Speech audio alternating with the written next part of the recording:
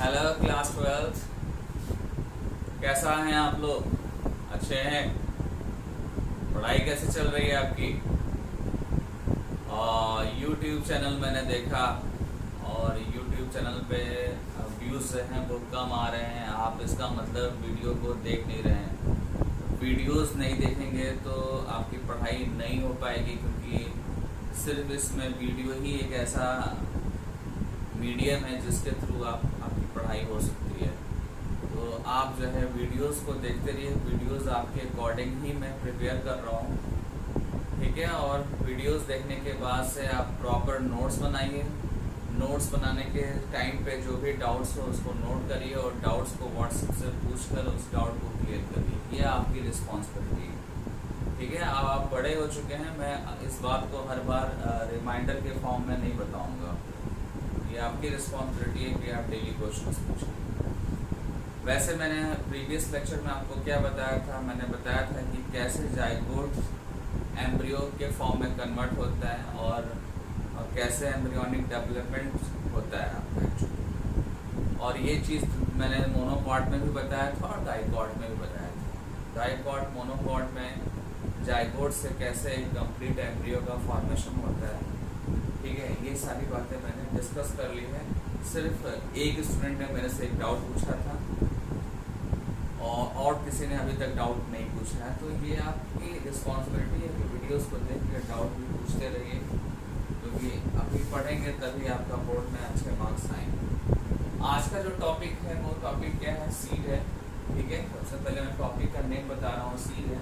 Chapter आपको पता ही है कि आपके चैप्टर में है sexual reproduction of flowering plants में सीड टॉपिक के बारे में थोड़ा मैंने बताया था आपको। थोड़ा सा आपको जो प्रीवियस लेक्चर था, आपको प्रीवियस लेक्चर में ये भी बताया था कि बिफोर फर्टिलाइजेशन ओवरी ओव्यूल्स में क्या क्या चीज़ें होती हैं, और आफ्टर फर्टिलाइजेशन ओवरी और ओव्यूल्स में क्या होता है। ये मैंने एक लिस्ट बनवाई थी आपको प्रीवियस लेक्चर में। वो लिस्ट को एक बार आप ज़रूर पढ़िए। इस वीडियो को देखने, आज का जो वीडियो है, ये वीडियो अगर देख रहे हैं तो बेटर होगा कि एक बार आप इसके पहले वाले जो लास्ट वीडियो है, एक बार उसको इसका रिवीजन कर लीजिए।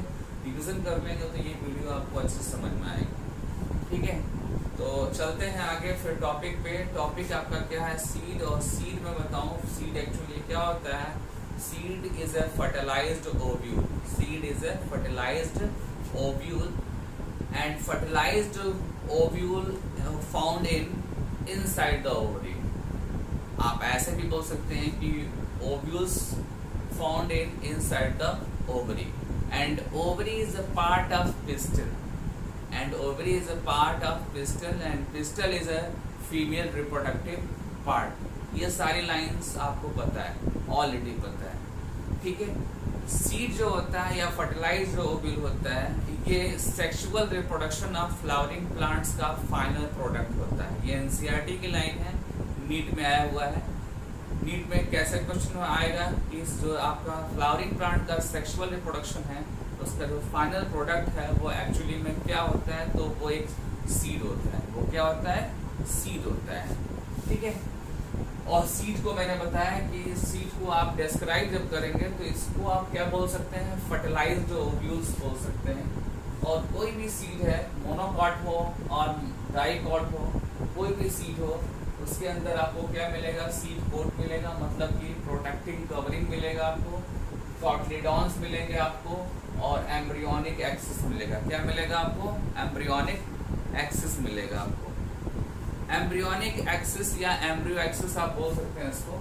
तो ये 3 कंपोनेंट्स फाउंड इन सीड्स, ठीक है ना। सीड्स में ये तीनों कंपोनेंट्स आपको मिलेंगे, जिसमें से मैं आपको बताया कि सीड कोट क्या है? प्रोटेक्टिंग कवरिंग लेयर है।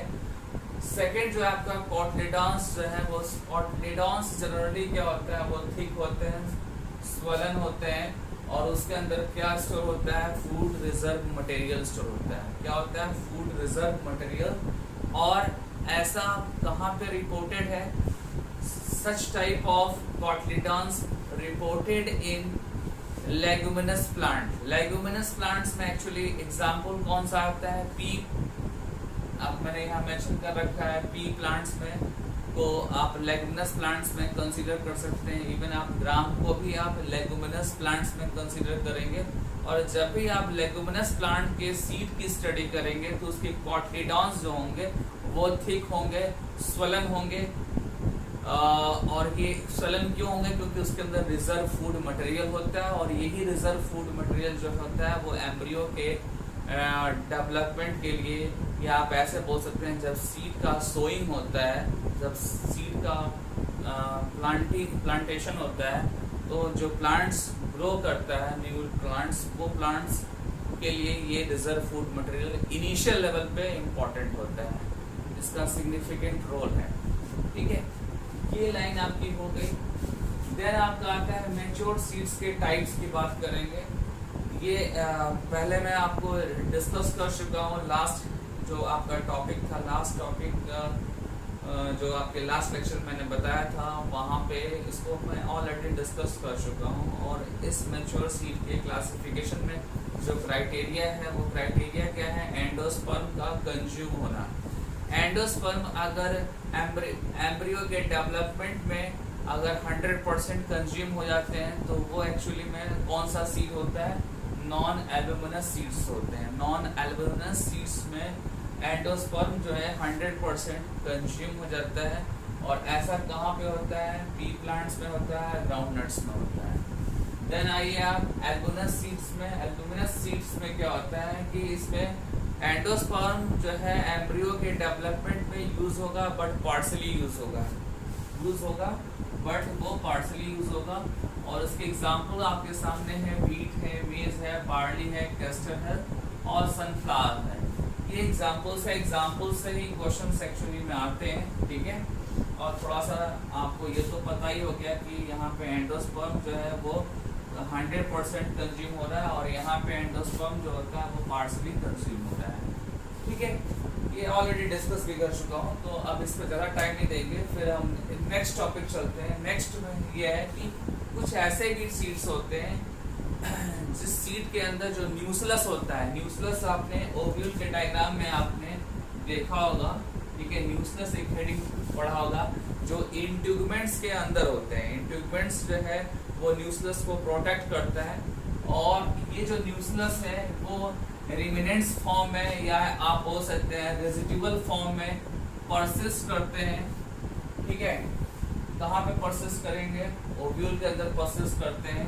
ठीक है, तो ऐसे रेजिडेंट न्यूक्लियस को आप क्या बोलेंगे? पेरिस्पर्म बोलेंगे। क्या बोलेंगे?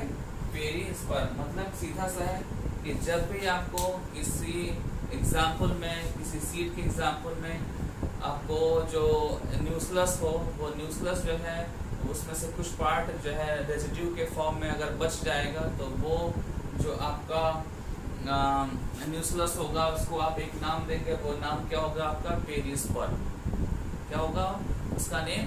पेरिस्पर्म। ये एनसीईआरटी की लाइन है। ये नीट में कई बार ये क्वेश्चन पूछा है, व्हाट इज अ पेरिस्पर्म? तो आप आंसर देंगे it is a residual nucleus. ठीक है, परसिस्टेंट न्यूक्लियस भी आप बोल सकते हैं इसको यहीं पे रोकते हैं। देन आते हैं ये भी पॉइंट्स जो नेक्स्ट है, लास्ट पॉइंट है, ये सेकंड लास्ट, ये आप ऑलरेडी पढ़ चुके हैं। ये जो है बिफोर फर्टिलाइजेशन जो ओव्यूल होता है वो क्या होता है? इंट्यूगमेंट्स होते हैं, आउटर इंट्यूगमेंट्स, इनर इंट्यूगमेंट्स।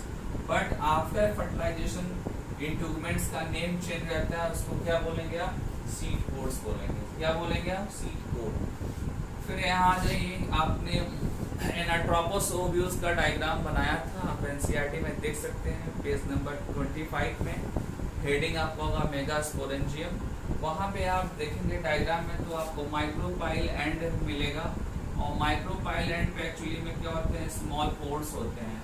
क्या होते हैं? स्मॉल पोर। और उस पोर के थ्रू जो है सीड में वाटर और ऑक्सीजन की सप्लाई होती है। सीड के अंदर वाटर और ऑक्सीजन की सप्लाई होगी, और ये वाटर और ऑक्सीजन जो है वो किसमें हेल्प करेगा? सीड के जर्मिनेशन में हेल्प करेगा।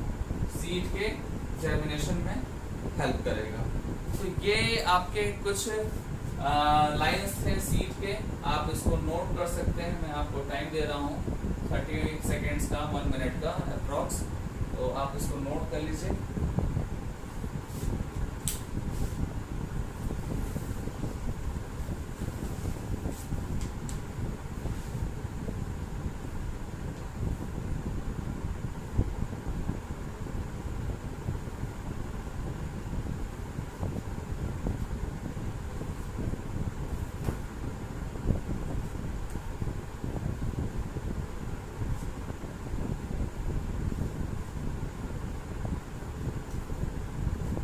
नोट कर लिया होगा। अब इसके आगे भी कुछ लाइंस हैं सीड को लेकर। वो क्या है कि सीड जैसे जैसे मैच्योर होता है, सीड में वाटर कंटेंट जो होता है वो रिड्यूस होता जाता है। वाटर कंटेंट रिड्यूस होगा और वाटर कंटेंट जो है वो सीड के मास के बिहाफ पे देखेंगे। सीड का जो इनिशियल मास होगा उस इनिशियल मास में 15 to 20% जो होगा वो वाटर कंटेंट रिड्यूस हो जाएगा, ठीक है। और जब भी वाटर कंटेंट रिड्यूस होगा इसका मतलब है कि वो जो सीड होगा वो अब डॉर्मेंट फेज की तरफ जा रहा है। उसको आप अब डॉर्मेंट फेज की तरफ समझेंगे उसको। और डॉर्मेंट फेज में एक्चुअली में क्या होता है कि जब भी सीड को जब सफिशिएंट जो है टेम्परेचर, वाटर या अदर रिसोर्सेज नहीं मिलते हैं तो वो डॉर्मेंट फेज में धीरे धीरे चले जाते हैं। लेकिन जैसे ही वो फेवरेबल कंडीशंस को पाते हैं, दैट मीन्स कि जब वो वाटर, टेम्परेचर, ऑक्सीजन सब कुछ ऑप्टिमम अमाउंट्स में मिलेगा तो वही सीड जो है अगेन क्या हो जाएगा, जर्मिनेट हो जाएगा। और ऐसा जो कंडीशन होगा वो होगा फेवरेबल कंडीशंस। अनफेवरेबल कंडीशन में, एडवर्स कंडीशन में ये डॉर्मेंट में चले जाते हैं और उस टाइम पे वाटर का जो है वाटर कंटेंट कम हो जाता है। और साथ ही साथ आपको पता है कि वाटर कंटेंट कम होगा तो सीड के अंदर, सीड के इनसाइड जो होगा वो मेटाबॉलिक एक्टिविटी क्या हो जाएंगे, रिड्यूस हो जाएंगे। मेटाबॉलिक एक्टिविटी रिड्यूस हो जाएंगे। ये सारी लाइनें एनसीईआरटी में दी हुई है, आप आराम से पढ़िए, कोई दिक्कत नहीं है। सीड को वाटर भी चाहिए। वाटर जो है कभी कभी मॉइस्चर के फॉर्म में भी वाटर मिलता है सीड को, तो आप हमेशा वाटर नहीं लिख सकते हैं, मॉइस्चर भी लिख सकते हैं आप। देन आपको बता दूं कि जो आपका एनसीईआरटी है वो एनसीईआरटी ये बोलता है कि जो आपका ओवरी है वो आफ्टर फर्टिलाइजेशन जो है वो फ्रूट्स में कन्वर्ट होता है और ओवरी के अंदर जो ओव्यूल होता है वो सीड में कन्वर्ट होता है। ये लाइन आपको पहले भी मैंने जस्ट बताया, बट ये ज़्यादा ज़रूरी है जानना आपको कि दोनों साथ साथ होते हैं। साइमल्टेनियसली जो है ओवरी जो होता है वो फ्रूट्स में कन्वर्ट होता है और ओव्यूल्स जो होते हैं आपके सीड में कन्वर्ट होते हैं। फिर नेक्स्ट लाइन है कि जब ओवरी की स्टडी करते हैं तो आपको पता होगा कि ओवरी जो है उसकी जो वॉल होती है वो वॉल जो होती है वो फ्रूट की वॉल होती है। किसकी वॉल होती है? फ्रूट वॉल होती है। और फ्रूट वॉल को आप एक्चुअली में क्या बोलते हैं? पेरिकार्प बोलते हैं। क्या बोलेंगे इसको आप? पेरिकार्प। और पेरिकार्प के भी दो कंडीशन है। जो फर्स्ट कंडीशन है वो क्या है आपका? फ्लैशी कंडीशन है। वो क्या है? फ्लैशी कंडीशन है। और सेकंड जो कंडीशन है वो क्या है? Dry condition. वो क्या है? ड्राई कंडीशन है। जो फ्लैशी कंडीशन है पेरिकार्प, फिर से मैं बता दूं पेरिकार्प एक्चुअली क्या है। पेरिकार्प जो है वो ओवरी की वॉल है जो आफ्टर फर्टिलाइजेशन, आफ्टर मैच्योरेशन वो फ्रूट की वॉल हो जाती है। और फ्रूट की वॉल जो है उसी को हम एक नया नाम देते हैं, वो क्या है? पेरिकार्प। आप यहाँ पे वॉल ऑफ फ्रूट लिख सकते हैं। आप यहाँ पे वॉल ऑफ फ्रूट लिख सकते हैं। और ये जो वॉल ऑफ फ्रूट्स है वो फ्लैशी भी है और ड्राई भी है। बट फ्लैशी के एग्जाम्पल क्या होते हैं आपको पता है? फ्लैशी के एग्जाम्पल क्या है? गुआवा है आपका, ठीक है, इसका बहुत फेमस एग्जाम्पल है। देन आपका क्या है? ऑरेंज है। क्या है? ऑरेंज है। मैंगो भी इसका एग्जाम्पल हो सकता है। मैंगो भी इसका एग्जाम्पल हो सकता है। और भी बहुत सारे इसके एग्जाम्पल फ्लैशी पेरिकार्प के हो सकते हैं। नेक्स्ट आपका है ड्राई पेरिकार्प। और ड्राई जो पेरिकार्प होता है वो एक्चुअली में किस में होता है? वो एक्चुअली में ग्राउंड नट में होगा आपका, ठीक है।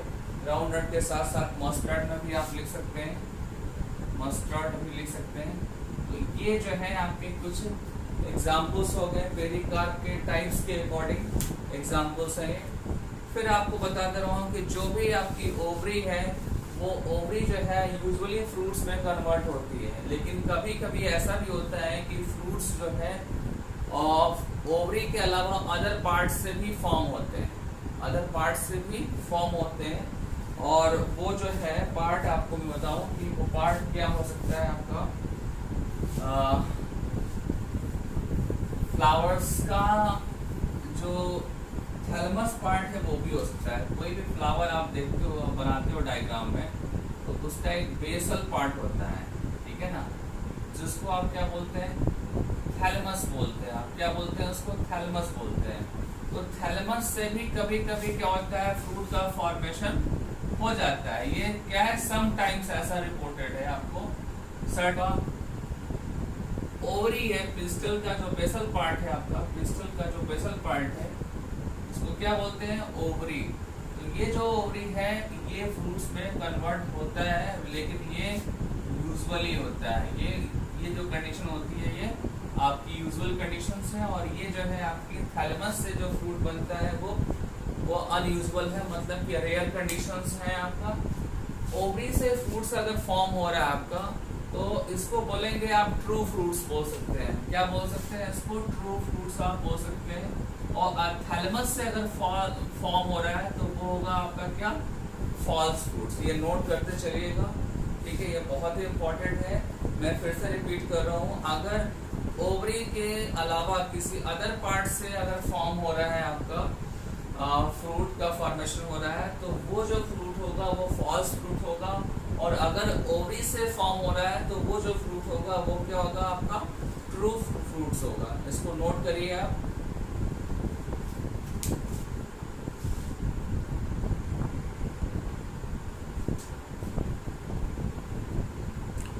मैंने आपको बताया कि जो ओवरी से फॉर्म हो रहा है वो ट्रू फ्रूट्स हैं, और जो अदर देन ओवरी से फॉर्म हो रहे हैं वो फॉल्स फ्रूट हैं। फॉल्स फ्रूट आपके लिए नया होगा, और फॉल्स फ्रूट के लिए मैंने एग्जाम्पल यहाँ बना रखा है। क्या? एप्पल है, स्ट्रॉबेरी है, कैशू है, ये सारे जो है ये एग्जाम्पल्स हैं फॉल्स फ्रूट के। तो ये एग्जाम्पल भी आप साथ में नोट करेंगे।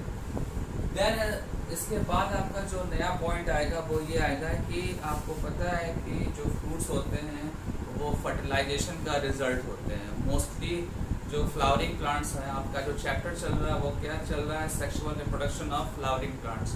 तो sexual reproduction of flowering plants में जो मोस्टली आपको प्लांट्स मिलेंगे, उनका जो फ्रूट्स होगा वो फर्टिलाइजेशन के बाद फॉर्म होगा, ठीक है ना। ये इम्पोर्टेंट लाइन है, ध्यान दीजिएगा। फर्टिलाइजेशन के बाद फ्रूट्स का फॉर्मेशन होता है। लेकिन आप एक बात ये भी सोच सकते हैं कि क्या फ्रूट का फॉर्मेशन विदाउट फर्टिलाइजेशन भी होता है क्या?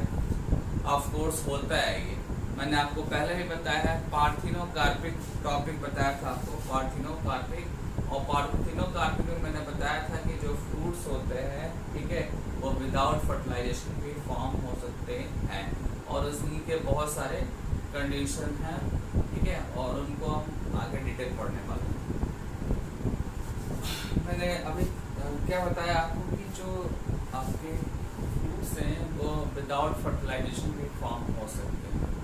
और ये जो लाइन है आपको मैं प्रीवियस चैप्टर भी मैंने बताया था। प्रीवियस चैप्टर आपका था आपका रिप्रोडक्शन इन ऑर्गेनिजम्स में मैंने बताया था। वहाँ पे मैंने कंपेयर करके बताया था। टॉपिक क्या था आपका? Difference between parthenocarpy and parthenogenesis. और उस डिफरेंस में मैंने आपको बताया था कि जो पार्थिनोजेनेसिस होता है, पार्थिनोजेनेसिस एक्चुअली में प्लांट्स और एनिमल दोनों में होते हैं, बट पार्थिनोकार्पी जो होता है वो ओनली प्लांट्स में होते हैं। और अभी आप क्या पढ़ रहे हैं? Sexual reproduction in flowering plants. Sexual reproduction in flowering plants में जो पार्थिनोकार्पी फ्रूट्स हैं, ये कौन कौन से हैं? बनाना है, पाइनएप्पल है, टोमेटो है, गुआवा है। These are the example of parthenocarpy. यहाँ पे मैं कार्पी जो है कार्पी, इसका मतलब होता है, इसका किससे मतलब है? कार्पल से इसका मतलब है। इसका रिलेशन किससे है? कार्पल से है। और कार्पल जो होता है ये एक्चुअली में ये फीमेल रिप्रोडक्टिव ऑर्गन का पार्ट है कार्पल, ठीक है। और आपको पता है ये फीमेल रिप्रोडक्टिव जो पार्ट है वो किसकी बात हो रही है? प्लांट्स को लेकर बात हो रही है। कार्पल प्लांट्स के लिए ही यूज़ करते हैं, इसीलिए मैंने बताया कि पार्थिनोकार्पी जो वर्ड है ये ओनली प्लांट्स के लिए ही आप इसको पढ़ते हैं। सीड का जो नेक्स्ट टॉपिक है वो क्या है? Advantages of seeds. Advantages of seed में आप ध्यान देंगे कि जो भी सीड कंटेनिंग प्लांट्स होते हैं वो हायर प्लांट्स होते हैं, लाइक जिम्नोस्पर्मिक प्लांट, एंजियोस्पर्मिक प्लांट्स। और आपने देखा भी होगा कि जिम्नोस्पर्मिक और एंजियोस्पर्मिक प्लांट्स में पॉलिनेशन और फर्टिलाइजेशन के लिए वाटर डिपेंडेंसी नहीं है, इंडिपेंडेंट है वाटर से। तो यहाँ मैंने मेंशन किया है इंडिपेंडेंट ऑफ वाटर, ब्रैकेट में मैंने पॉलिनेशन और फर्टिलाइजेशन लिखा, मतलब इन दोनों के लिए सीड वाले जो प्लांट्स हैं उनको वाटर नहीं चाहिए, ठीक है। सीड ही सफिशिएंट है जो है वो न्यू प्लांट्स के बनाने के लिए, ठीक है। Seed formation is more dependent, मतलब अगर सीड अगर फॉर्म हो जाए, ठीक है। और स्पेशली मैं फर्टिलाइजेशन की बात कर रहा हूँ। फर्टिलाइजेशन में आपने जो भी पढ़ा है उसमें जूनियर जो या लोअर प्लांट्स में आपने देखा है कि वाटर की ज़रूरत थी, टेरिडोफाइट वाटर की ज़रूरत हो रही थी, प्लांट किंगडम में आपको पढ़ाया है मैंने।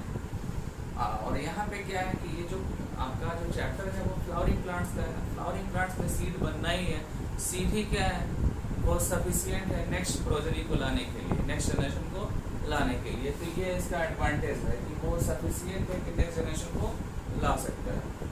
नेक्स्ट है कि seed have a better adaptive strategies for dispersal of new habitat. ये कह रहा है कि सीड के अंदर एक ऐसा एडाप्टिव स्ट्रेटजी है या मैकेनिज्म है जो एक प्लांट से सीड निकल के दूसरे किसी हैबिटाट में जाकर और वहाँ पे सरवाइव कर सके, ठीक है। और सीड का एक प्लांट से निकल के और किसी न्यू हैबिटाट में जाने को बोलते हैं डिस्पर्सल ऑफ सीड बोलते हैं। क्या बोलते हैं? Dispersal of seed.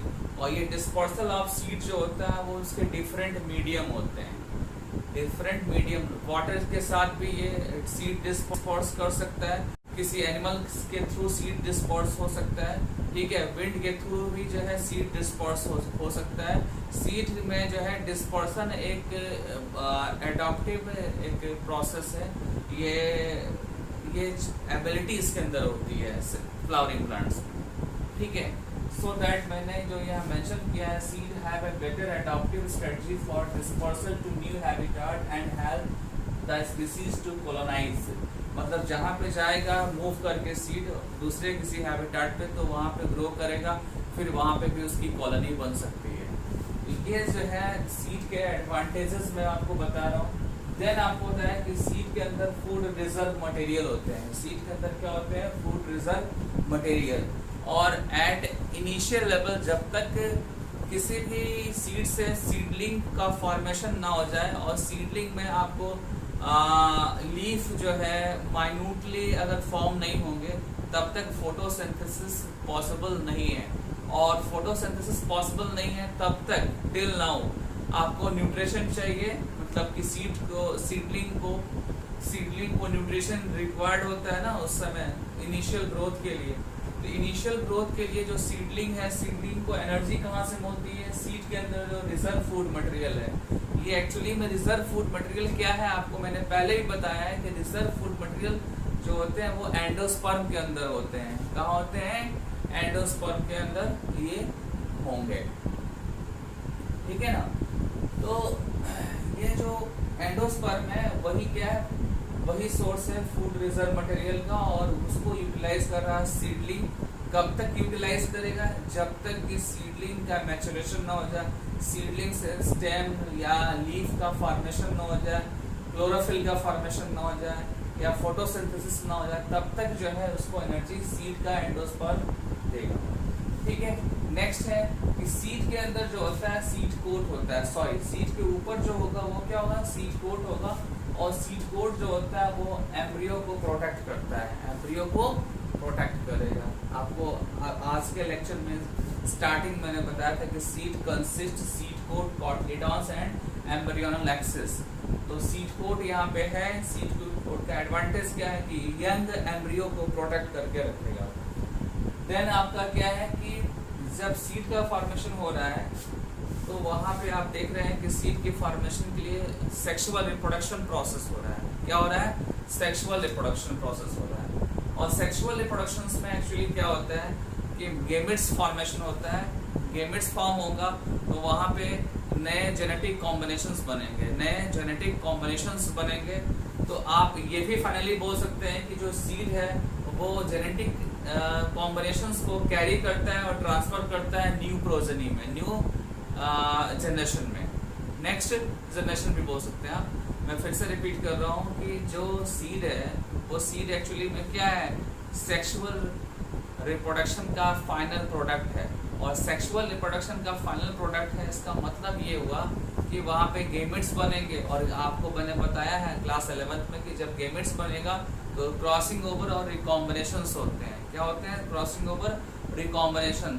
तो रिकॉम्बिनेशंस होगा किसका? जेनेटिक मटेरियल का। जेनेटिक मटेरियल रिकॉम्बिनेंट होके और फिर वो फर्टिलाइज करेगा और सीड के अंदर ही वो जाइगोट बनाएगा। ठीक है, सीड मतलब ओव्यूल्स के अंदर, ओव्यूल के अंदर क्या बनाएगा? जाइगोट बनाएगा, और वही जाइगोट एम्ब्रियो बनेगा। ठीक है, वही जाइगोट बाद में जाके क्या बनेगा? एम्ब्रियो बनेगा, और एम्ब्रियो ही नेक्स्ट जनरेशन को बनाएगा। तो नया जनरेशन आने वाला है वो एम्ब्रियो से ही तो आएगा। तो उस जो नए जनरेशन में जो जेनेटिक कॉन्स्टिट्यूएंट्स हैं वो क्या होगा?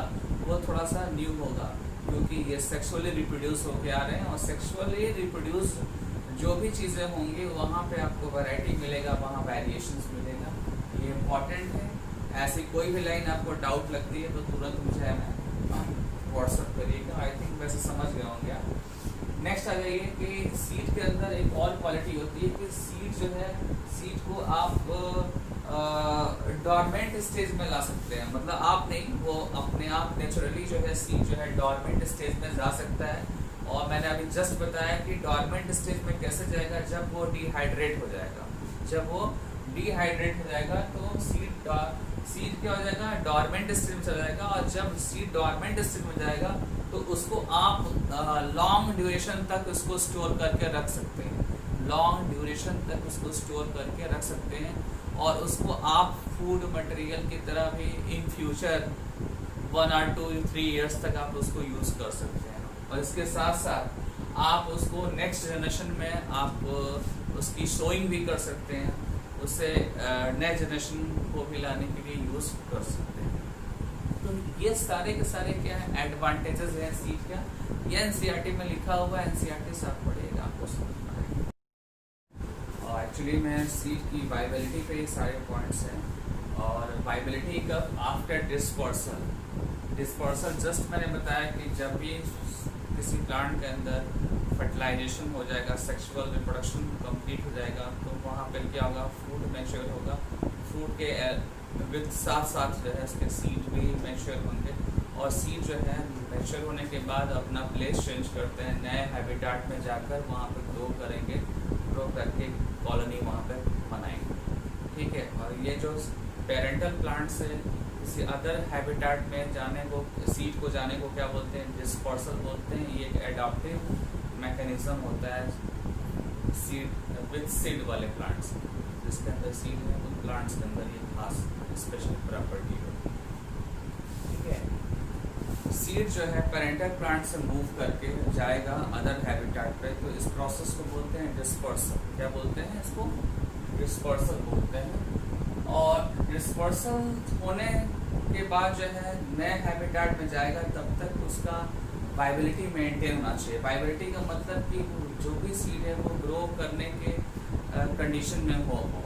अगर वो ग्रो नहीं कर सकता है किसी अदर हैबिटाट में, तो दैट मीन्स कि उसकी वाइबिलिटी लॉस हो चुकी है, उसकी वाइबिलिटी लॉस हो गई है। और वाइबिलिटी जो होती है, वाइबिलिटी ऑफ सीड वो वेरिएबल है। वाइबिलिटी ऑफ सीड क्या है? वो वेरिएबल है।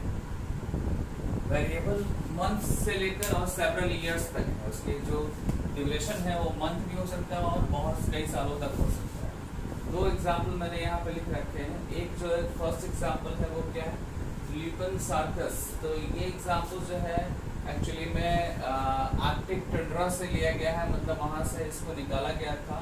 और ये इसका सीड जो है वो लाइव होता है 102 ईयर्स होता है। और इस सीड का जर्मिनेशन और फ्लावरिंग जो एस्टिमेटेड है वो क्या है? 10,000। वो क्या है? 10,000 ईयर्स।